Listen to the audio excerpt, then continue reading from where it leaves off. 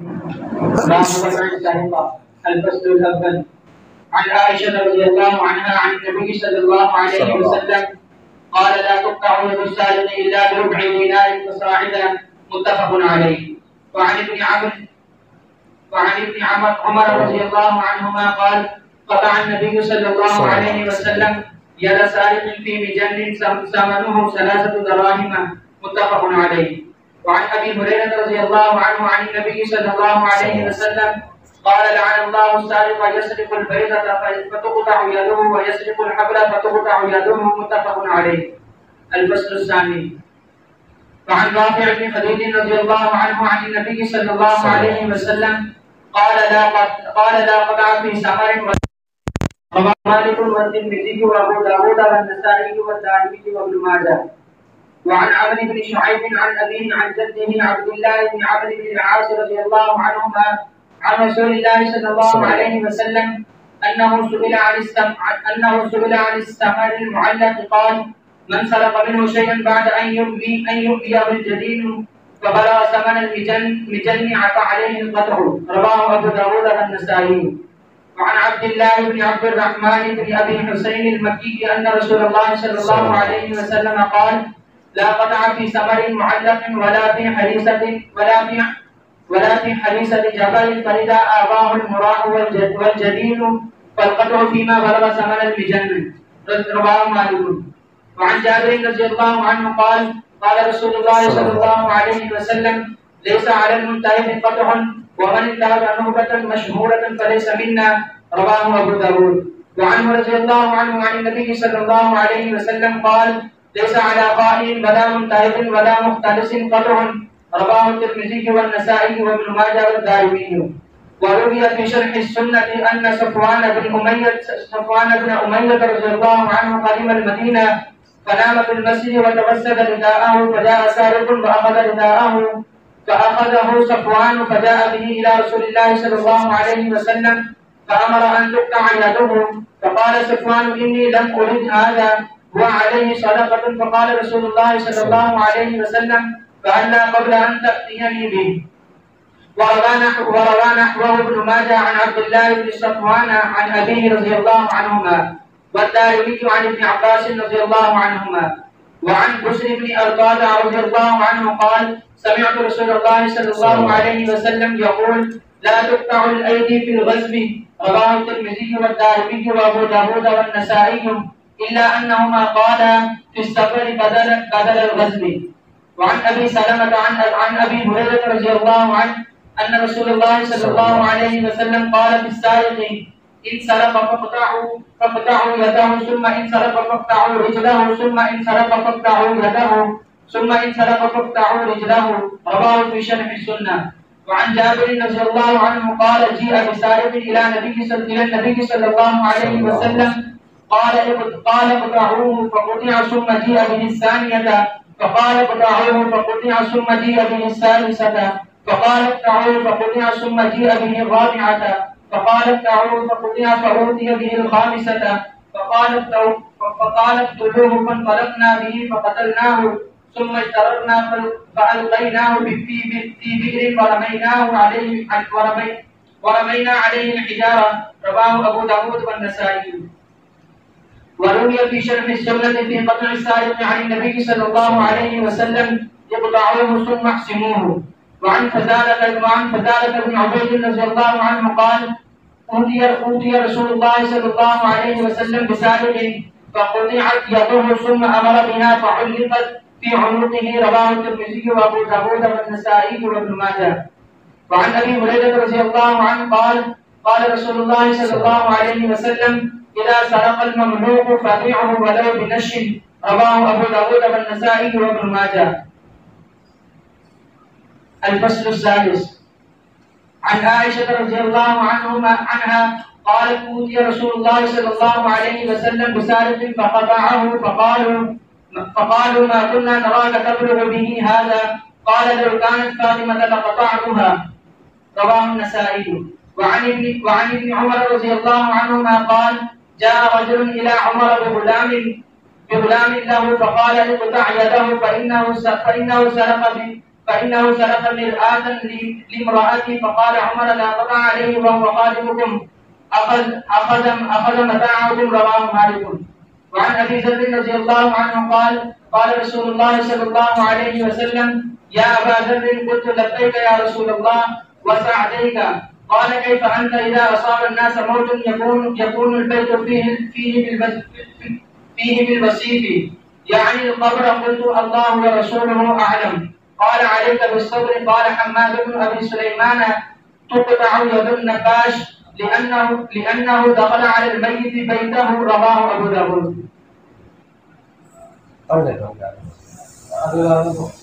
کوئی خاص کچھ نہیں ہے، مختصر جی جی کیوں جی کوئی نہیں، اس میں اگلی بات میں کچھ نہیں ہے، کوئی اختلافی مسئلہ نہیں ہے، بس ایک ترجمہ ہے، کوئی خاص بات کی تشریح ہے بس تھوڑی بہت. جی جی باب الشفاعة في الحدود. الفصل الأول. عن عائشة رضي الله عنها أن قريشا أهمهم شأن المرأة المخزومية التي سرقت فقالوا من يكلم فيها رسول الله صلى الله عليه وسلم فقالوا ومن يجترئ عليه إلا أسامة بن زيد حب رسول الله صلى الله عليه وسلم. فكلمه أسامة فقال رسول الله صلى الله عليه وسلم أتشفع في حد من حدود الله؟ ثم قام فاختطب ثم قال إنما أهلك الذي قبلكم أنهم كانوا إذا سرق فيهم الشريف تركوه وإذا سرق فيهم الضعيف أقاموا عليه الحد. وأيم الله لو أن فاطمة بنت محمد سرقت لقطعت يدها. متفق عليه. وفي رواية لمسلم قالت كانت امرأة مخزومية تستعير المتاع وتجحده فأمر النبي صلى الله عليه وسلم بقطع يدها فأتى أهلها أسامة فكلم رسول الله صلى الله عليه وسلم فيها ثم ذكر الحديث بنحو ما تقدم. الفصل الثاني. عن عبد الله بن عمر رضي الله عنهما قال سمعت رسول الله صلى الله عليه وسلم يقول من حالت شفاعته دون حد من حدود الله فقد زاد الله ومن خاتم في باطل وهو يعلمه لم يزل في سخط الله تعالى حتى ينزعه ومن قال في مؤمن ما ليس فيه أسكنه الله لدغة الخبال حتى يخرج مما قال. رواه أحمد وأبو داود. وفي رواية للبيهقي في شعب الإيمان من أعان على خصومة لا يدري أحق أم باطل فهو في سخط الله حتى ينزعه. وعن أبي أمية المخزومي رضي الله عنه أن النبي صلى الله عليه وسلم أوتي بلص قد اقترف اعترافا ولم يوجد معه متاع فقال له رسول الله صلى الله عليه وسلم ما إخالك سرقت؟ قال بلى. فأعاد عليه مرتين أو ثلاثا كل ذلك يعترف فأمر به فقطع وزيل به. فقال له رسول الله صلى الله عليه وسلم استغفر الله وتب إليه. فقال أستغفر الله وأتوب إليه. فقال رسول الله صلى الله عليه وسلم اللهم تب عليه ثلاثا. رواه أبو داود والنسائي وابن ماجه والدارمي.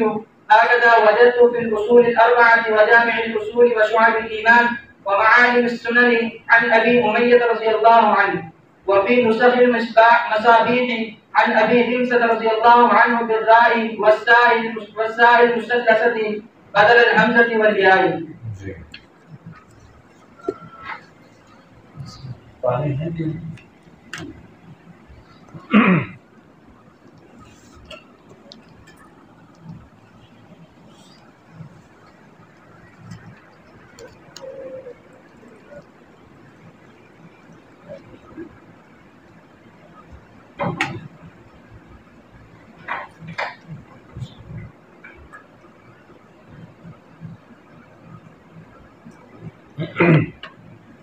بسم اللہ الرحمن الرحیم.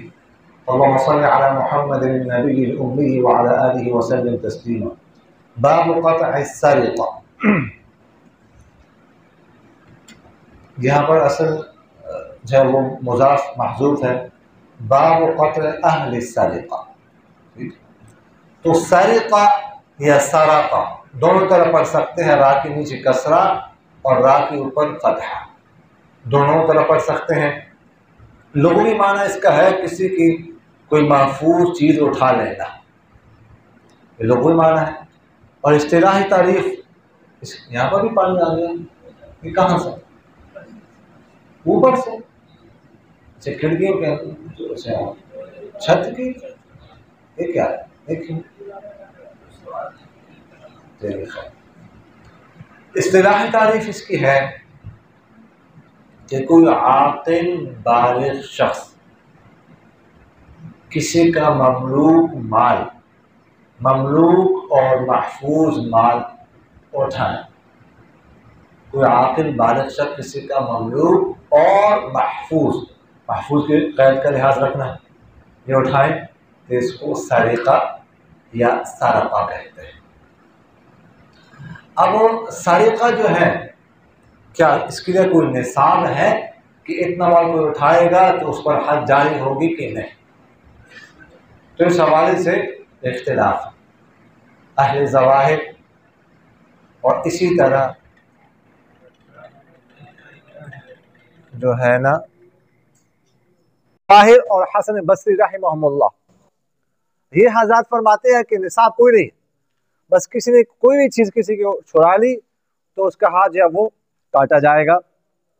تو ان کی جو ہے نا وہ روایت اسی باب میں ہے، یہ دیکھیے گا، فرماتے ہیں کہ ابو ہریرہ رضی اللہ تعالیٰ عنہ سے روایت ہے کہ وہ آپ صلی اللہ علیہ وسلم سے نقل کرتے ہیں کہ لعن اللہ السارق یسرق البیضة فتقطع يده ويسرق الحبل فتقطع، نہیں اب بیٹھ رہے کھڑے نہیں ہونا، ہاں آپ بیٹھے ہیں بس کھڑے نہیں جی۔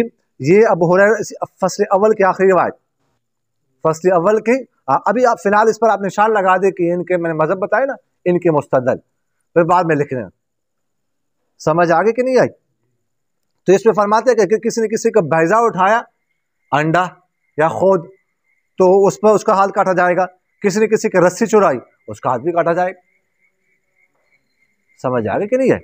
یہ جو ہے نا ان کے مستدل ہے، یہاں سے استدلال کرتے ہیں۔ جبکہ ائمہ اربعہ فرماتے ہیں کہ نصاب مقرر ہے۔ پھر نصاب کیا ہے اس کا پھر آپس میں جو ہے نا وہ کیا ہے، ائمہ اربعہ کا اختلاف۔ امام شافعی رحمہ اللہ فرماتے ہیں کہ ربع دینار ہے، ربع دینار، اور ان کے ہاں بنیاد جو ہے وہ سونے کو بنائیں گے۔ اور امام مالک اور امام شافعی کیا نام ہے، امام مالک اور امام احمد بن حنبل رحمہ اللہ یہ فرماتے ہیں کہ 3 دراہم، اور ان کے ہاں بنیاد چاندی کو بنائیں گے۔ لیکن تقریباً کوئی لفظی سا اختلاف ہے، حقیقی اختلاف ان کا نہیں ہے، یعنی ائمہ ثلاثہ گویا کہ اس بات پر متفق ہے کہ جو ہے نا ربع دینار یا 3 دراہم، ربع دینار بھی 3 دراہم کا ہوتا ہے بس، اور امام شافعی کے یہاں بنیاد سونا ہے، ان کے یہاں چاندی ہے، نصاب تقریباً برابر ہے، ٹھیک ہے، اس سے کم میں ہاتھ نہیں کاٹا جائے گا، اس پر ہاتھ کاٹا جائے گا۔ یہ حضرات استدلال کرتے ہیں، دیکھیے گا اس باب کی پہلی روایت سے، ٹھیک، کہ عائشہ رضی اللہ عنہ سے روایت ہے کہ وہ آپ صلی اللہ علیہ وسلم سے نقل کرتی ہے کہ فرمایا کہ لا تقطع ید السارق، کہ سارق کا ہاتھ نہیں کاٹا جائے گا مگر ربع دینار یا اس سے زیادہ پر، ٹھیک ہے، اور یہ امام شافعی رحمہ اللہ کی مستدل ہے۔ اور اگلی روایت ابن عمر رضی اللہ عنہما سے ہے کہ آپ صلی اللہ علیہ وسلم نے ہاتھ کاٹا تھا ایک سارق کا مجن، ڈھال کی قیمت میں، جس کی ڈھال میں یعنی ڈھال چرانے میں جس کی قیمت 3 دراہم تھی۔ تو مالکیہ حنابلہ سے استدلال کرتے ہیں، لیکن تینوں ائمہ ثلاثہ ان دونوں سے استدلال کر سکتے ہیں، سمجھ آ گئی کہ نہیں ہے؟ تو یہاں سے استدلال کرتے ہیں۔ اور امام ابو حنیفہ رحمہ اللہ فرماتے ہیں کہ نصاب کم سے کم 10 دراہم ہے، 10 دراہم سے کم میں جو ہے نا وہ نہیں ہے قطعیت۔ وہ روایت کرتے عبداللہ بن مسعود رضی اللہ تعالیٰ کی ایک روایت، اس میں فرماتے لا قطع الا فی 10 دراہم، 10 درہم میں، آپ صلی اللہ علیہ وسلم سے منقول ہے 10 درہم میں قطع ید نہیں، اسی طرح عبداللہ بن عباس رضی اللہ عنہ فرماتے ہیں کہ قطع النبی صلی اللہ علیہ وسلم ید رجل فی مجن قیمته دینار او 10 دراہم۔ عبداللہ بن عباس رضی اللہ عنہ فرماتے ہیں کہ آپ صلی اللہ علیہ وسلم نے ایک شخص کا ہاتھ کاٹا تھا مجن، ڈھال کے بارے میں، ڈھال اس نے کسی کی اٹھائی تھی، چرائی تھی، تو اس کی قیمت 1 دینار یا 10 درہم تھی۔ یہ دو روایت جو ہے نا یہ اس کے بارے میں۔ اب ان روایت کا جواب کیا ہے جس میں ربع دینار یا 3 دراہم آتا ہے؟ عائشہ رضی اللہ عنہ کی روایت میں ربع دینار آتا ہے۔ اس کا جواب حنفی دیتے ہیں کہ اصل میں ایسا تھا کہ اصل جو ہے مجن ہے، ٹھیک ہے، ڈھال، اصل ڈھال ہے۔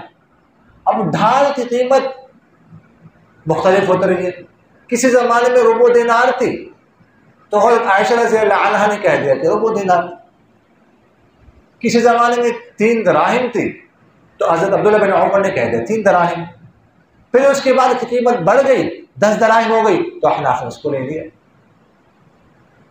سمجھ آگے کہ نہیں ہے؟ تو اصل جو ہے نا وہ ڈھال ہے، مجن ہے، تو اس کی جو قیمت ہوگی تو چونکہ بعد میں 10 درہم ہو گئی تھی تو احناف نے اسی کو لے لیا۔ سمجھ آگے کہ نہیں ہے؟ میرے خیال میں اس فصل کی تمام روایات کا ترجمہ تو ہو گیا۔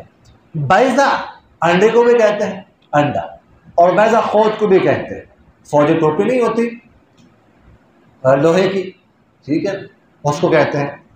اچھا اس کا جواب کیا ہے؟ حبل۔ اس کا جواب جمہور حضرات یہ کہتے ہیں کہ بیضہ سے مراد یہاں پر انڈا نہیں ہے، یہاں پر مراد خود ہے جو 10 درہم کی ہوتی تھی، اور حبل سے مراد بھی عام رسی نہیں ہے، وہ قیمتی قسم کی رسی ہے۔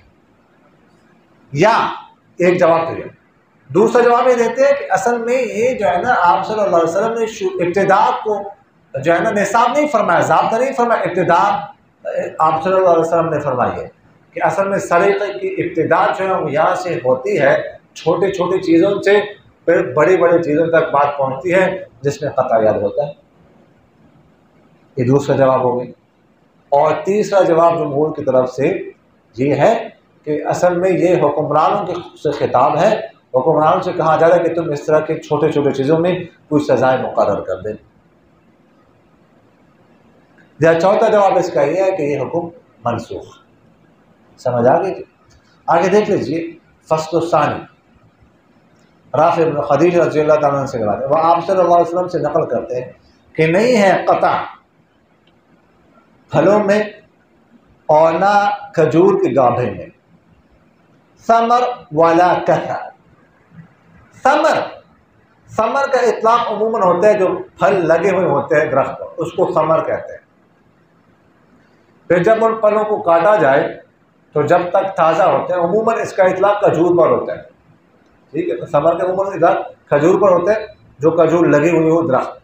پھر جب ان کھجوروں کو کاٹا جائے تو جب تک وہ تازہ ہوتی ہے تو اس کو رطب کہتے ہیں، پھر جب خشک ہو جائے تو پھر اس کو تمر کہتے ہیں۔ کیا کر رہے ہیں آپ؟ کیا آپ کے پاس نیچے کیا کرتے ہیں؟ کل بھی پرسوں بھی اس طرح ادھر دیکھتے ہوتے ہیں، نہیں کرتے ہیں۔ اچھا جی، تو پھر اس کو تمر کہتے ہیں۔ فرمایا ثمر میں کثر، گابے کو جانتے کسے کہتے ہیں؟ گابا کسے کہتے ہیں؟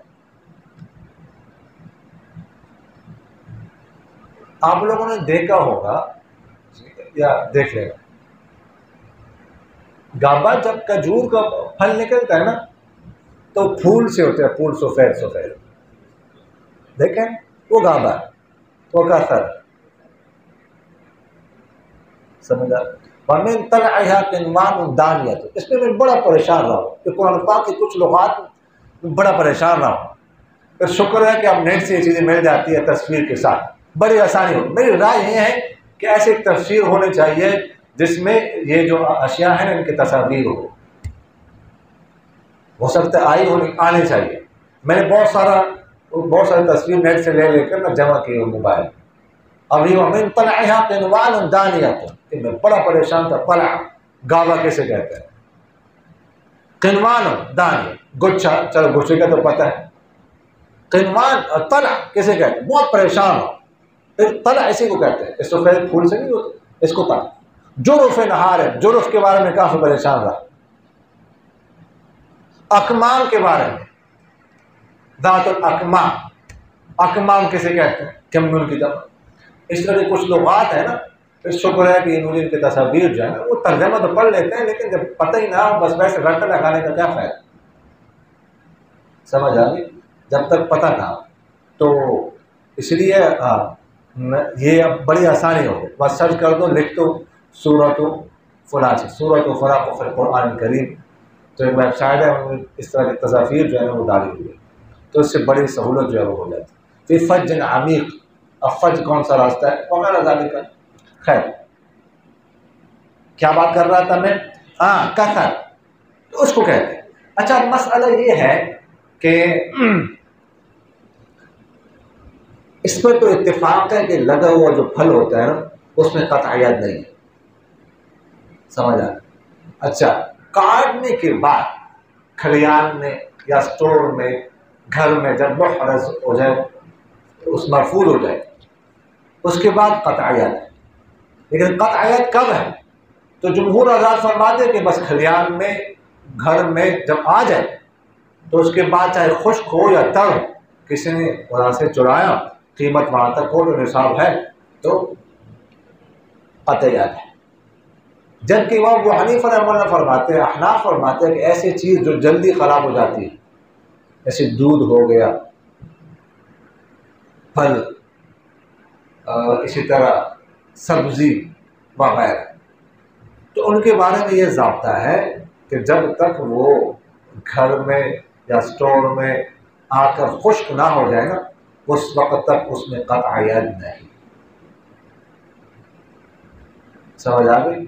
اور امام حنیفہ رحمہ اللہ اسی سے استدلال کرتے ہیں لا قطع فی ثمر ولا کسب،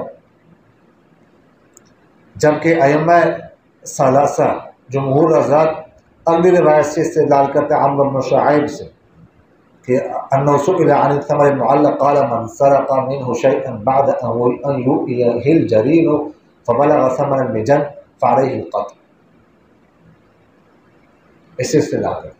جبکہ احناف اس روایت کا جواب بھی دیتے ہیں کہ اس سے خشک پھل مراد ہے، خشک مراد ہے، تر مراد ہے۔ سمجھ آ گئی؟ اب دیکھ لیجیے اگلی روایت کا ترجمہ دیکھیں۔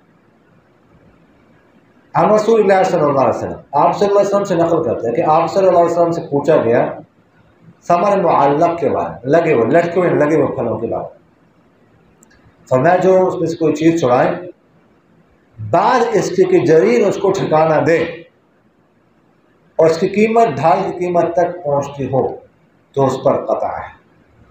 جرین کھلیان کو بھی کہتے ہیں، اور جرین وہ جگہ جہاں پر خشک کرنے کے لیے کھجوروں کو ڈالا جاتا ہے، یہ جب وہاں پر اس کو ڈالا جائے نا کاٹ کر تو محرز مال ہو گیا نا، اب وہ محفوظ ہو گیا۔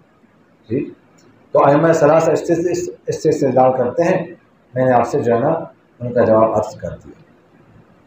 اگلی بات دیکھ لیجیے، آپ صلی اللہ علیہ وسلم نے ارشاد فرمایا کہ نہیں ہے قطعیت ثمر معلق لگے ہوئے پھلوں کے بارے میں، اور نہ ان جانوروں میں جو پہاڑوں پہ چڑھتے ہیں۔ فَإِذَا آوَاهُ الْمُرَاحُ، جب باڑا اس کو ٹھکانہ دے یا اور جرین، تو پھر اس میں قطع ہے اس صورت میں جس صورت میں اس کی قیمت جو ہے نا وہ ڈھال کی قیمت تک پہنچتی ہو۔ اچھا جی، حریصہ بمعنی محروسہ ہے، یہ کہتے ہیں بمعنی محفوظہ محفوظہ، مطلب یہ ہے کہ جو جانور پہاڑوں میں چڑھتے ہوں ادھر ہی رات گزارتے ہوں، کوئی حفاظت کرنے والا نہ ہو۔ فی حریصۃ جبل فی محروسۃ جبل، یعنی پہاڑ اس کی حفاظت کرتا ہو۔ محروسہ بمعنی محفوظ، یعنی پہاڑ کے محفوظ، یعنی پہاڑ حفاظت کرتا ہو اور کوئی انسان اس کی حفاظت نہ کرتا ہو، تو وہ جانور کوئی لے جائے وہاں سے تو اس پر قطعیت نہیں ہے، اس لیے ہے کہ ہم نے سرقہ کی تعریف میں کیا پڑھا ہے، وہ مال محفوظ، یہ مال غیر محفوظ۔ اگرچہ جانور کی قیمت زیادہ ہوتی ہے، 10 درہم سے یقیناً زیادہ ہوتی ہے، لیکن معنی محفوظ نہیں. فَإِذَا آوَاهُ الْمُرَاحُ، مراح جو ہے نا جہاں پہ جانوروں کو باندھا جاتا ہے باڑا، وہ ٹھکانا نہیں، یعنی وہاں پر لے وہاں سے کوئی پہاڑ سے لا کر جانور باندھے جاتے ہیں ادھر باندھ لیں. والجرین، جرین کے بارے میں عرض کر چکا ہوں. تو پھر قطع ید ہے، لیکن اس صورت میں جب کی قیمت جو ہے نا وہ پہنچتی ہو ڈھال کی قیمت تک. یہ اس کا مطلب سمجھ آگے کہ نہیں؟ جی آگے دیکھ لیجیے. جابر رضی اللہ تعالیٰ عنہ سے روایت ہے کہ آپ صلی اللہ علیہ وسلم نے ارشاد فرمایا کہ منتہب پر، لوٹنے والے پر، جو لٹیرا ہو، قطع ید نہیں، اور جو کسی کی ظاہر چیز لوٹ لے تو وہ ہم میں سے نہیں ہے. انتہا، کسی سے کوئی چیز لوٹ لینا، کوئی راستے میں جا کر کوئی لوٹ لے کسی سے کوئی چیز،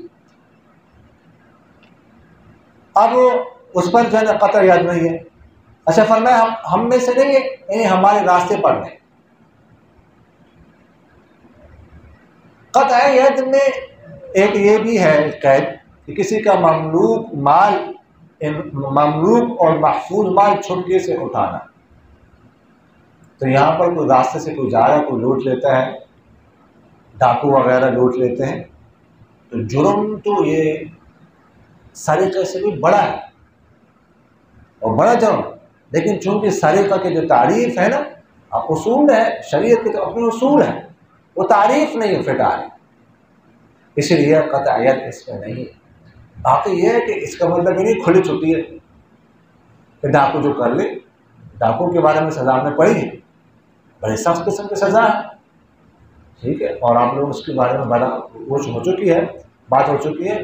اس کے علاوہ بھی، اس کے سزا کے علاوہ بھی قاضی تعزیراً جو بھی مناسب سمجھے اس کو سزا دے سکتا ہے، بڑی سے بڑی سزا بھی دے سکتا ہے. مطلب اس کا نہیں ہے کہ ان کو کھلی چھٹی دی گئی، جو کرنا ہے کر لو.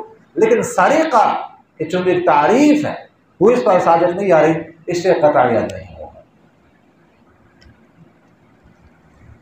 اگلی روایت سے آپ صلی اللہ علیہ وسلم سے روایت ہے، فرمایا کہ خائن پر قطع ید نہیں ہے، لٹیرے پر قطع ید نہیں ہے، اور چکنے والے پر قطع ید ہاتھ کاٹنا نہیں ہے.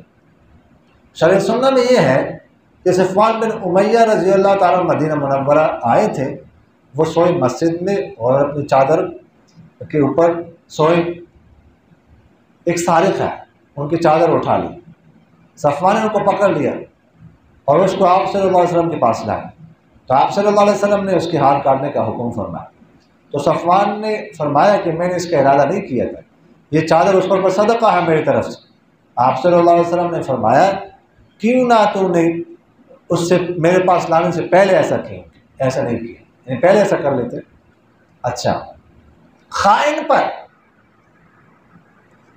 قطع ید نہیں ہے. خائن، کسی نے کسی کے پاس مال امانت رکھوایا، کوئی چیز امانت رکھوائی، پھر اس نے وہ چرا لی، گڑبڑ کی، آگے پیچھے کی، تو اس پر قطع ید نہیں ہے، اس لیے کہ وہ شخص کا مال محفوظ یہاں پر نہیں. اسی طرح منتہب کے بارے میں اس طرح مختلف، کسی سے کوئی چیز چک لیتا ہے انسان، اس پر بھی سرقہ کی تعریف جو ہے نا وہ صادق نہیں آ رہی، تو اس پر بھی قطع ید نہیں ہے. اچھا، آگے ایک واقعہ ہے کہ صفوان بن امیہ رضی اللہ تعالی عنہ مدینہ منورہ آئے تھے اور مسجد نبوی سو گئے. تو ایک چادر تھی، اس کے اوپر سوئے، سر رکھا. ایک چور آیا، چادر نکال دی، تو انہوں نے پکڑ لیا، آپ صلی اللہ علیہ وسلم کے پاس لائے. تو آپ صلی اللہ علیہ وسلم نے فرمایا قطع ید کا فیصلہ فرمایا. ہو سکتا ہے چادر مہنگی ہو، آج کل کی ایک چادر جو ہے نا 35 لاکھ ایک چادر، 10 لاکھ ایک چادر. یہ حمزہ نہیں، حمزہ ویلی گلگت میں جہاں پر چادر بنائی جاتی ہے، یہ بھیڑ کی اس کی اون سے بنائی جاتی ہے، اور وہ ادھر ہی اس کو پال سکتے، کسی اور جگہ نہیں پال سکتے اس کو، چونکہ وہ آب و ہوا، پانی وغیرہ کا وہ ایک اپنے اپنے ایک اثر ہوتا ہے 10 لاکھ 35 لاکھ کی بھی چادر ملتی اور وہ جی ہاں، اور کلر بھی اس میں صرف 2 کلر ہی ہوتے ہیں بس، سونے کی نہیں ہوتی، مرحل ہے ہلکی پھلکی ہوتی ہے، ایسے انگلی کی طرح اٹھا سکتے ہیں، وہ گرم اتنی جس کو اندازہ نہیں، 2 ہی کلر ہوتے ہیں اور وہ صرف 30-35 چادر ہی بناتا ہے بس اس سے بن ہی نہیں سکتی۔ اور جو بڑے بڑے برانڈ ہیں نا ایڈوانس میں ان سے 5 کروڑ 4 کروڑ بک کرواتے ہیں کہ بس ہمیں دیں گے، بس کسی اور کے موسم آنے سے پہلے۔ کہنے کا مقصد یہ ہے کہ اس طرح کی چادر ہو سکتی ہے تو قیمتی چادر ہوگی، تو آپ صلی اللہ علیہ وسلم نے ان کو قطع ید کا حکم فرمایا۔ انہوں نے کہا میں صدقہ کرتا ہوں، بس گفٹ کرتا ہوں، یعنی مطلب یہ ہے کہ نہ ہاتھ کاٹا جائے۔ تو آپ صلی اللہ علیہ وسلم نے فرمایا اب نہیں ہو سکتا، اب تو میرے پاس آ گیا فیصلہ ہو گیا، اب میں معاف نہیں کر سکتا، اب تو معافی نہیں ہو سکتی، اب کوئی بھی معاف نہیں کر سکتا، اب قطع ید ہوگا۔ بصر بن ارطاد رضی اللہ تعالیٰ عنہ فرماتے ہیں کہ میں نے آپ صلی اللہ علیہ وسلم کو فرماتے ہوئے سنا کہ نہیں ہاتھوں کو کاٹا جائے گا غزوں میں۔ ایک روایت میں یہ بھی ہے کہ انہوں نے کہا کہ سفر میں غزوں کی جگہ پر، اچھا ہاتھوں کو غزوں میں جہاد میں یا سفر میں نہیں کاٹا جائے گا۔ امام ابو حنیفہ رحمہ اللہ احنافی فرماتے ہیں کہ وہاں پر نہیں کاٹے گا، جبکہ ائمہ ثلاثہ فرماتے ہیں کہ نہیں، جیسے وہاں پر نماز پڑھیں گے اور احکام ہیں تو ہاتھوں کو بھی کاٹا جائے گا۔ احناف اس سے استدلال کرتے ہیں اور وجہ اس کی یہ بتاتے ہیں کہ ایک وجہ تو اس کی ہے کہ جہاد میں ہاتھ نہیں کاٹا جائے گا، اس لیے کہ جو مجاہد ہے اگر اس نے ایسا کیا ہمارے غنیمت میں سے کوئی چیز چرائی ہے، چونکہ اس کا بھی اس میں حق ہے تو شبہ پیدا ہو گیا، الحدود تندرع بالشبہہ، تو شبہ کا فائدہ تو پھر جو ہے اس شخص کو ملتا ہے، تو اس لیے اس کا ہاتھ نہیں کاٹا جائے گا۔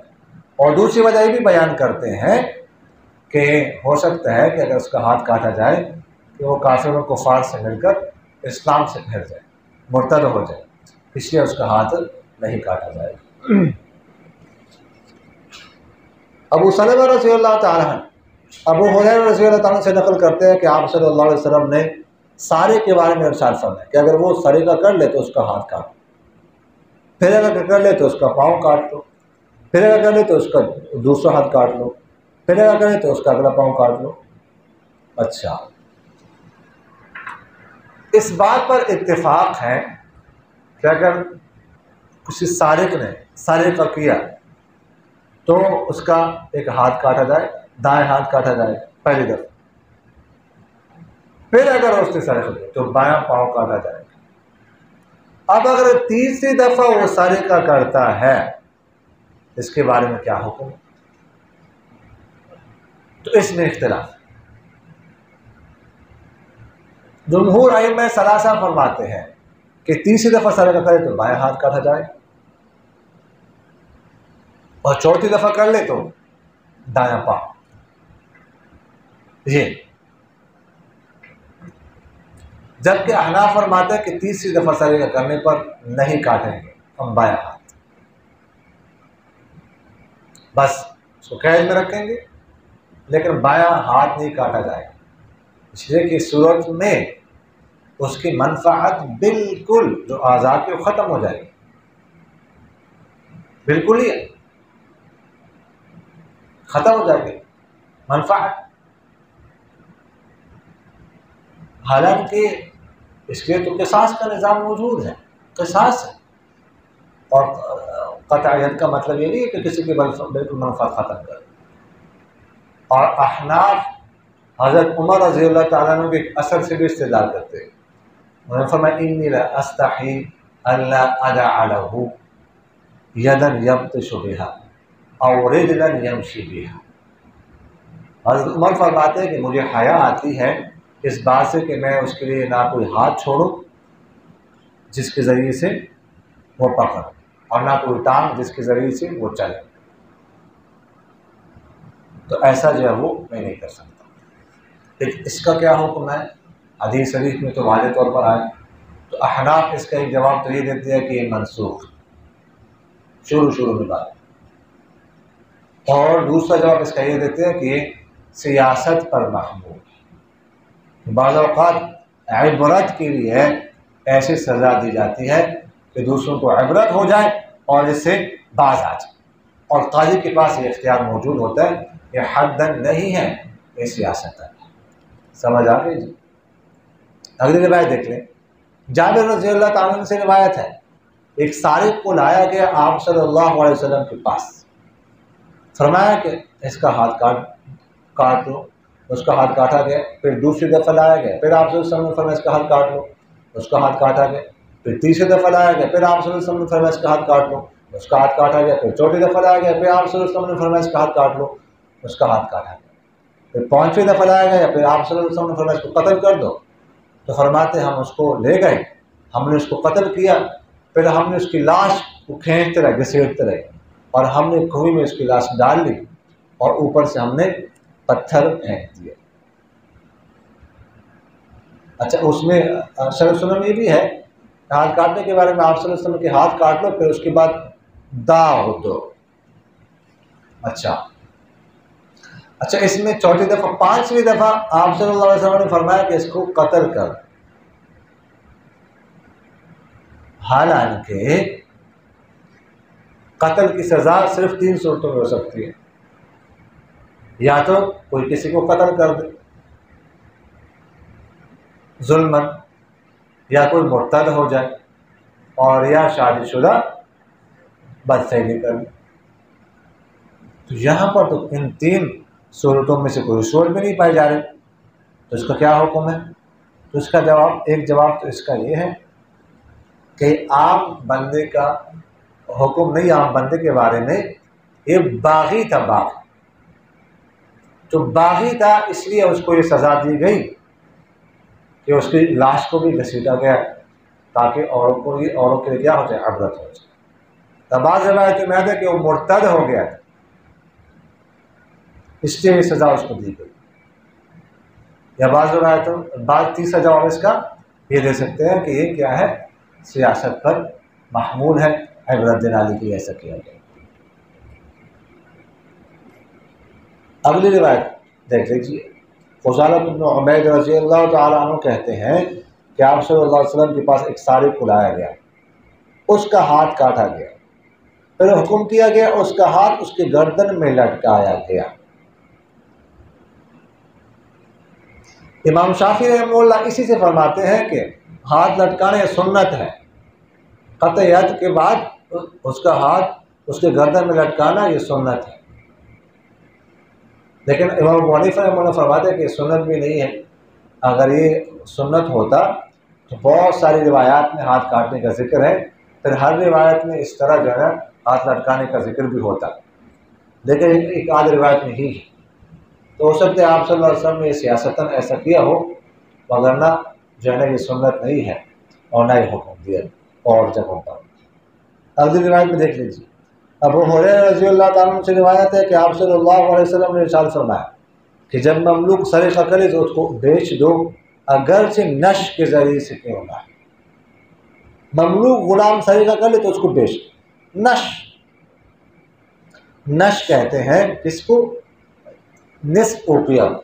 ایک اوقیہ کتنے کا ہوتا ہے؟ 40 درہم. تو نصف اوقیہ کتنے کا ہوگا؟ 20 درہم. نش کے ذریعے سے یعنی معمولی قیمت کے ذریعے سے کیوں نہ، معمولی قیمت کے ذریعے بھی اس کو بیچ دو اگر کوئی کیا کر لے، سرقہ کر. اب اگر غلام سرقہ کرتا ہے تو اس کا کیا حکم ہے؟ قطع ید ہوگا کہ نہیں؟ اس حوالے سے جو ہے نا وہ اختلاف ہے. امام شافعی رحمہ اللہ اور امام احمد بن حنبل رحمہ اللہ یہ دونوں حضرات فرماتے ہیں کہ غلام اگر سرقہ کرتا ہے تو اس کا ہاتھ بھی کاٹا جائے گا. جبکہ امام ابو حنیفہ رحمہ اللہ اور امام مالک رحمہ اللہ یہ فرماتے ہیں کہ غلام اگر مالک سے چوری کر لے، مالک غلام سے کر لے، اسی طرح جو ہے نا وہ بیوی جو اپنے شوہر سے کر لے، اسی طرح غلام جو ہے نا وہ اپنے آقا کی اس سے کیا نام ہے کر لے، بیوی سے چوری کر لے، تو اس میں قطع ید نہیں، اس میں قطع ید نہیں ہے۔ امام شافعی اور امام احمد بن محمد رحمہ اللہ تو استدلال کرتے ہیں عبداللہ بن عمر کی ایک روایت سے کہ انہوں نے اس غلام کو اس طرح چوری کی تھی، تو انہوں نے سعید کے حوالے کیا تھا اور ان سے کہا تھا کہ اس کا ہاتھ کاٹ ڈالو، جبکہ احناف اور مالکی استدلال کرتے ہیں یہ حضرت عمر کی روایت سے جو فصل ثانی کی نا یہ دوسری روایت، اس میں حضرت عمر رضی اللہ عنہ نے فرمایا کہ لا قطع علیہ، غلام پر قطع یہ نہیں ہے، وہ خادمکم اخذ متاعکم، وہ خادمکم اخذ متاعکم، اسی جو اگلی یعنی جو روایت ہم پڑھ رہے ہیں نا، ایک روایت چھوڑ کر اسی اگلی روایت سمجھ مل گئی کہ نہیں ملی؟ وہ خادمکم اخذ متاعکم، یہ تمہارا خادم ہے اور اسے تمہارا سامان لیا۔ اصل وجہ یہ ہے کہ غلام بھی آقا کا مملوک ہوتا ہے نا، تو گویا کہ وہ اس آقا کے مال میں ایک طرح کا شریک پایا گیا، ایک طرح کا شریک ہو گیا، تو اس وجہ سے جو ہے نا وہ جو مال محفوظ ہے وہ رہن ہے، شبہ پیدا ہو، تو اس شبہ کی وجہ سے اس کا جو ہے نا وہ قطع ید نہیں ہوگا۔ آگے دیکھ لیجیے تیسری فصل عائشہ رضی اللہ عنہ سے روایت، تو فرماتے ہیں کہ آپ صلی اللہ علیہ وسلم کے پاس ایک سارق کو لایا گیا، آپ صلی اللہ علیہ وسلم نے اس کا ہاتھ کاٹ ڈالا، تو صحابہ کہنے لگے کہ ہمارا تو آپ کے بارے میں خیال نہیں تھا کہ آپ یہاں تک اس کے ساتھ پہنچیں گے، تو آپ صلی اللہ علیہ وسلم نے فرمایا اگر فاطمہ بھی ہوتی تو میں اس کا بھی ہاتھ کاٹ لیتا۔ ایک سارق کو لایا گیا تو انہوں نے کہا ما کننا نراک، ما کننا نراک، یہ پڑھتے تو اس کو مجہول ہے لیکن ترجمہ اس کا معلوم کر کریں گے، ٹھیک ہے کہ ہم تو نہیں دیکھ رہے تھے، ہمارا تو خیال نہیں تھا، ہماری تو رائے نہیں تھی، اورا کا لفظ استعمال ہوتا ہے بہت زیادہ، میری رائے، میرا خیال، میں سمجھتا، تو فرمایا کہ ہمارا تو یہ خیال نہیں تھا کہ آپ جو ہے نا اس کا ہاتھ کاٹ ڈالیں گے، کوئی ہو سکتا ہے کوئی مقرب ہو، کوئی ہو سکتا ہے بااثر شخصیت ہو، تو آپ صلی اللہ علیہ وسلم نے فرمایا اگر فاطمہ بھی کر لی تھی نا تو اس کا آدمی نے کاٹا ہے، سزا معافی کس کے لیے نہیں، اس لیے میں نے پہلے بھی آپ سے عرض کیا کہ صدر کو جو استثناء کا حق حاصل ہے، صدر ہوتا کون ہے؟ استثناء کا حق تو آپ صلی اللہ علیہ وسلم کو بھی حاصل نہیں تھا، کسی کے حد کو معاف کر دو، تو صدر کون ہوتا ہے تو اس کو استثناء کا حق حاصل، تو اس لیے یہ قانون شریعت کے متصادم ہے، خلاف۔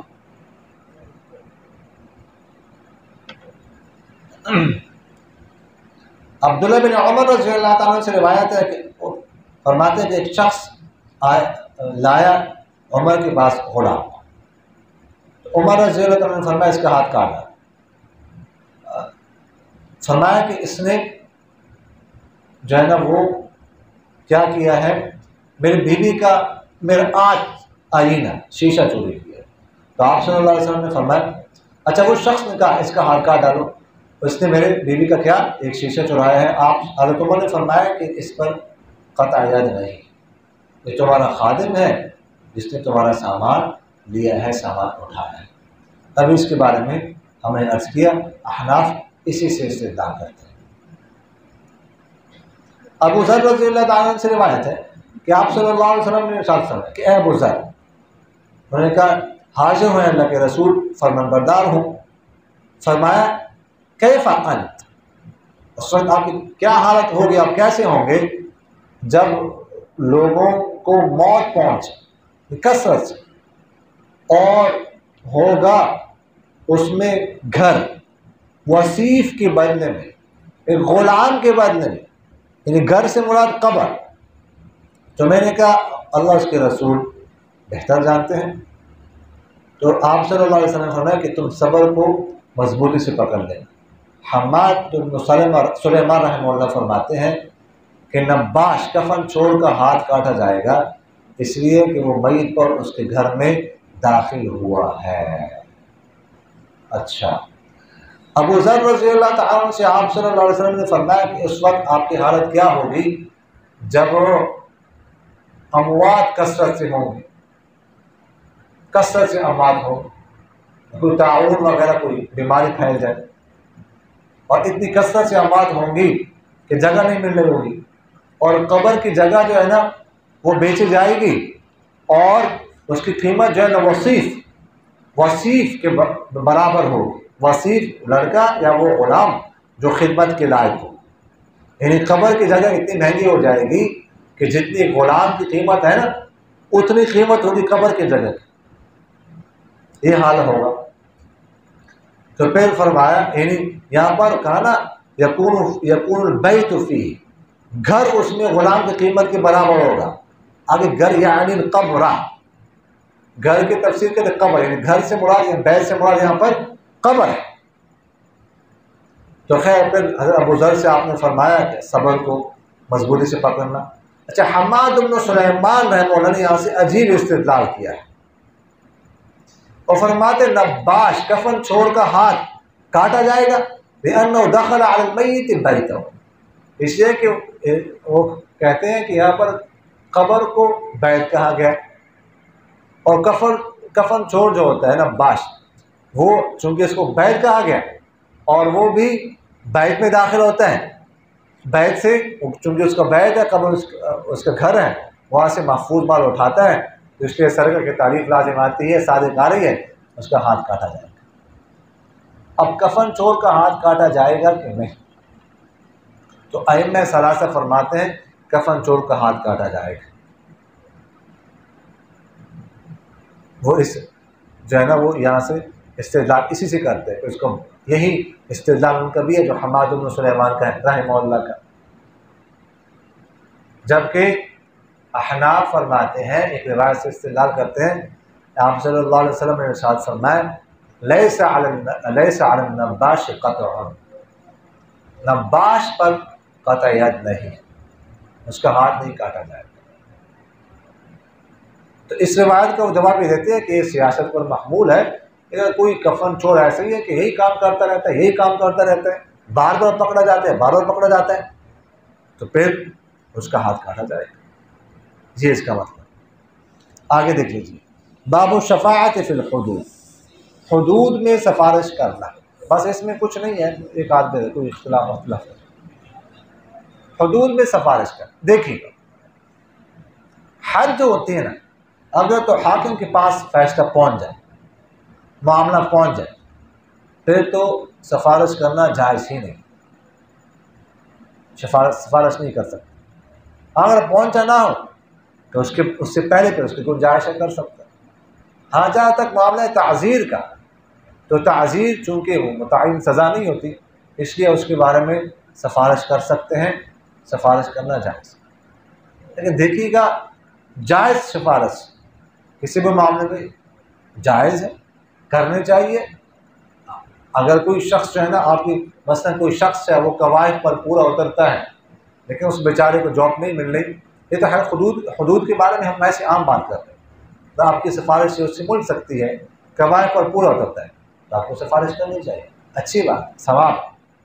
لیکن ناجائز سفارش، حرام سفارش نہیں کرنی چاہیے، کوئی اہل نہیں ہے، کسی میں اہلیت نہیں ہے، آپ سفارش کر رہے ہیں اور آپ کی سفارش کی وجہ سے وہاں پر لگ گئے تو آپ گنہگار ہیں، سمجھ آ گئی؟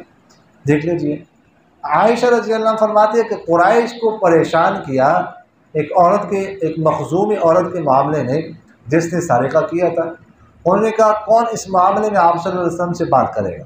انہوں نے کون جرأت کر سکتے ہیں سوائے اسامہ بن زید کے جو آپ صلی اللہ علیہ وسلم کے محبوب ہیں۔ تو اسامہ بن زید نے آپ صلی اللہ علیہ وسلم سے بات کی تو آپ صلی اللہ علیہ وسلم نے فرمایا کیا تم سفارش کرتے ہو اللہ کے حدود میں سے کسی حد کے بارے میں؟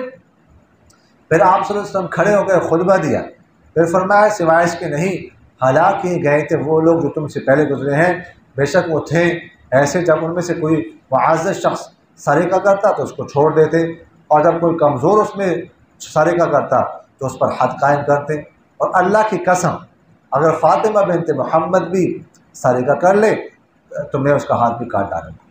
اور مسلم کی روایت میں یہ ہے کہ ایک مخزومی عورت تھی جو لوگوں سے سامان لیتی تھی عاریتاً، پھر اس کا انکار کرتی تھی، تو آپ صلی اللہ علیہ وسلم نے اس کے ہاتھ کاٹنے کے بارے میں حکم فرمایا۔ پھر اس کے گھر والے اسامہ رضی اللہ عنہ کے پاس آئے اور انہوں نے ان سے بات کی، انہوں نے آپ صلی اللہ علیہ وسلم سے بات کی، پھر حدیث اس طرح اس کو ذکر کیا گیا۔ اچھا، مخزوم عورت تھی، اس نے سرقہ کیا، اور بنو مخزوم بڑا قبیلہ تھا اور ابو جہل بھی اسی قبیلے سے تھا۔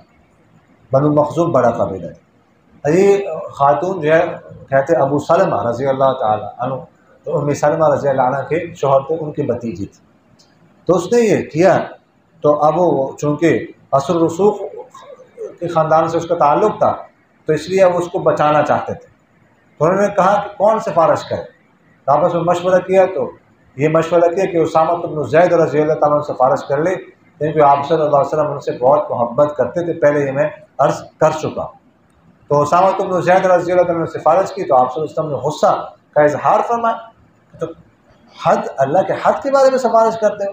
پھر فرمایا تم سے پہلے جو لوگ گزرے ہیں وہ بھی اسی وجہ سے ہلاک کیے گئے تھے کہ جو اس میں معزز خاندان کا بندہ ہوتا تو اس کو چھوڑ دیتے تھے، اور جو کمزور ہوتا تو اس پر حد قائم کرتے تھے۔ پھر فرمایا اگر فاطمہ بنت محمد بھی سرقہ کرتی تو اس کا ہاتھ بھی کاٹ ڈالتا۔ اچھا، فرمایا وہ عورت ایسا کرتی تھی، وہ لوگوں سے سامان لیتی تھی عاریتاً، پھر اس کا انکار کرتی تھی، تو آپ صلی اللہ علیہ وسلم نے قطع ید کا حکم فرمایا۔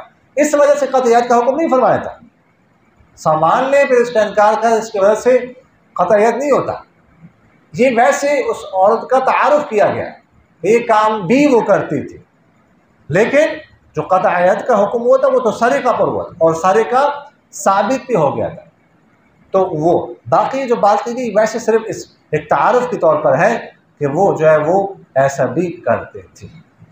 آگے دیکھ لیجیے دوسری فصل۔ عبداللہ بن عمر رضی اللہ تعالیٰ عنہ سے روایت ہے کہ میں نے آپ صلی اللہ علیہ وسلم کو فرماتے ہوئے سنا کہ جس کی سفارش حائل ہو جائے اللہ کے حدود میں سے کسی حد کے ورے تو تحقیق اس نے اللہ کی مخالفت کی، اور جو جھگڑے ایسے باطل معاملے میں کہ جس کو وہ جانتا ہو کہ باطل ہے، تو وہ مسلسل اللہ کی ناراضگی میں رہتا ہے یہاں تک کہ اس سے باز آ جائے، اور جو کسی مومن کے بارے میں ایسی بات کہیں گے جو اس میں نہ ہو تو اللہ تعالیٰ اس کو جہنم کی پیٹ اور خون میں بسائے گا، جگہ دے گا یہاں تک کہ اس سے نکلے۔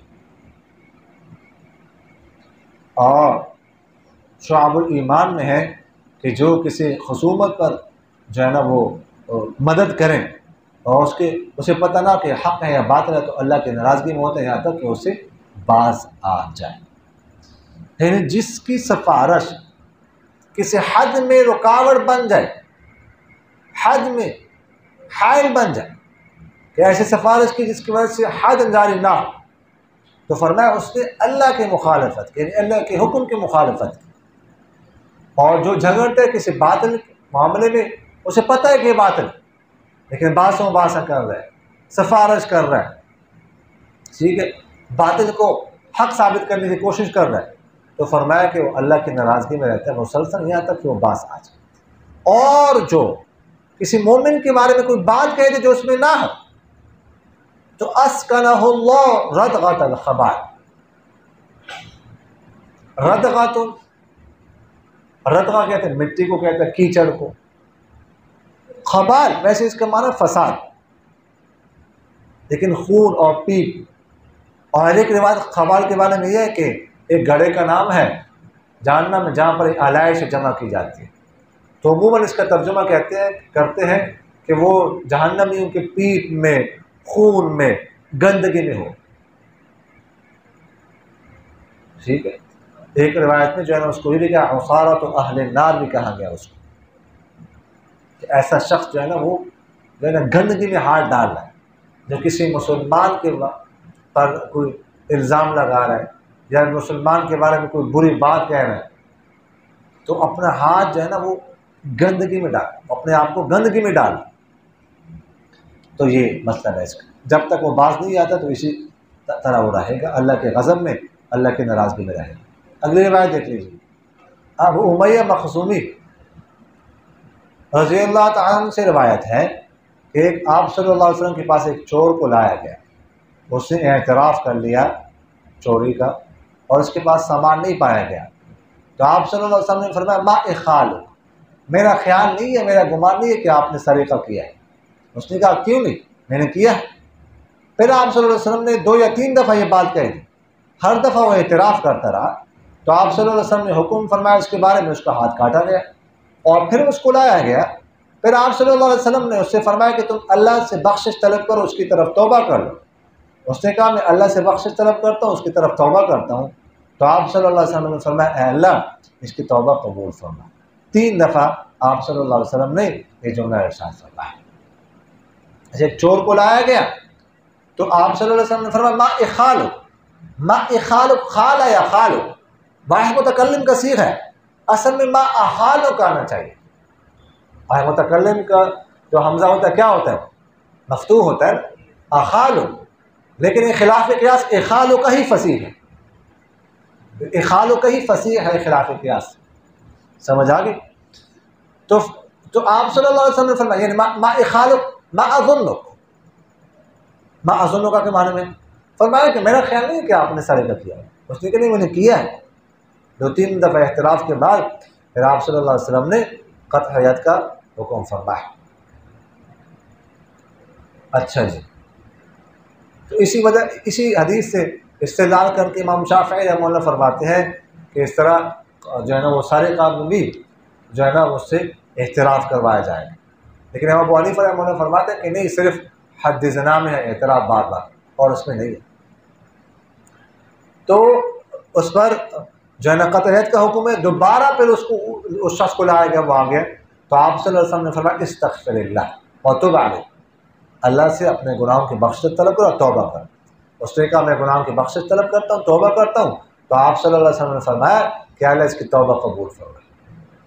اب اسی سے ایک مشہور مسئلہ جو ہے نا یہ احناف کی مستدل ہے، آپ لوگوں نے مسئلہ پڑھا ہے یا پڑھا ہے، وہ مسئلہ کیا ہے کہ حدود جو ہے نا وہ زواجر ہے یا جو ہے نا وہ سواتر ہے، پڑھا ہے کہ نہیں پڑھا؟ احناف کیا فرماتے ہیں، حدود زواجر، ٹھیک ہے، اور حد سے احناف کیا فرماتے ہیں، گناہ معاف نہیں ہوتا۔ سمجھ آئی کہ نہیں ہے، بلکہ توبہ سے گناہ معاف ہوتا ہے۔ تو یہاں پر احناف اس سے استدلال کرتے ہیں کہ دیکھا آپ صلی اللہ علیہ وسلم نے حد جاری کرنے کے بعد فرمایا استغفر اللہ وتوب الیہ، اللہ سے بخشش طلب کرو، اس کو طرف توبہ کرو۔ اگر گناہ معاف ہو چکا ہوتا تو یہ کہنے کی کیا ضرورت تھی؟ تو اس سے معلوم ہوا کہ حد جاری کرنے سے گناہ معاف نہیں ہوتا جب تک جو ہے نا وہ توبہ نہ کی جائے۔ وما علینا الا البلاغ۔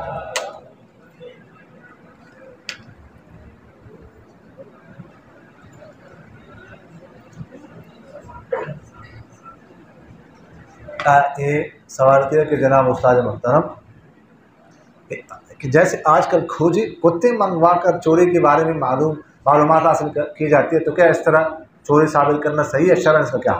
دیکھو کتوں سے کوئی چوری ثابت نہیں ہو سکتی، سمجھ آ گئی کہ نہیں آئی؟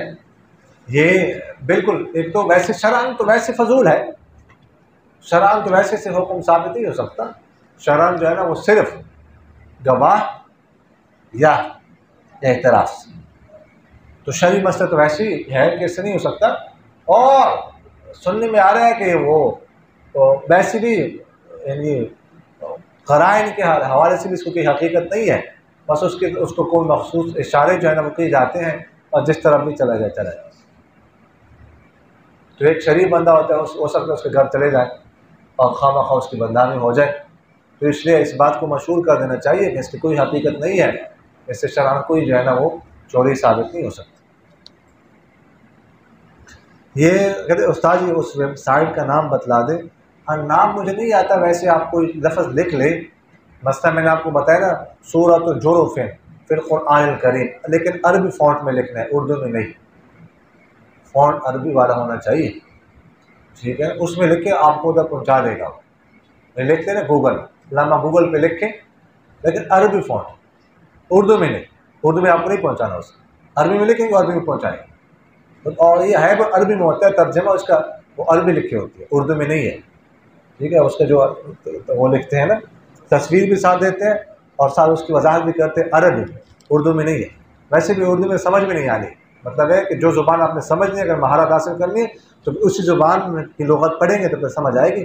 اردو میں آپ کو نہ مزہ آنا ہے نہ سمجھ آنے سے. یہ فرماتے ہیں السلام علیکم استاد محترم، مدرسے کے شہر میں جو پانی موجود ہے اس کا کیا حکم ہے؟ کیونکہ لڑکے اس پانی سے گزر کر مسجد میں چلے جاتے ہیں اور نماز پڑھتے ہیں، بچے نماز کا کیا حکم ہے؟ فرمائیں آپ پانی پاک ہے، بارش کا پانی ٹھیک ہے. ہاں گٹر کا پانی لاحق ہو جائے تو جاری پانی. اگر پہلے تو ہمیں یقین ہے کہ گٹر کا پانی ہے کہ اگر گٹر کا پانی مل بھی جائے نا پھر بھی مائع جاری ہے، جو جاری پانی ہے پھر بھی نجس نہیں ہے. اور گٹر کا پانی ہم یقین میں نہیں ہے کہ گٹر کا پانی ہے کہ نہیں، پہلے تو یقین نہیں ہے، ویسے پاک ہے. اگر یقین بھی ہو جائے پھر بھی پاک ہے، ناپاک نہیں ہے. مائع جاری کے حکم میں ناپاک نہیں ہوتی.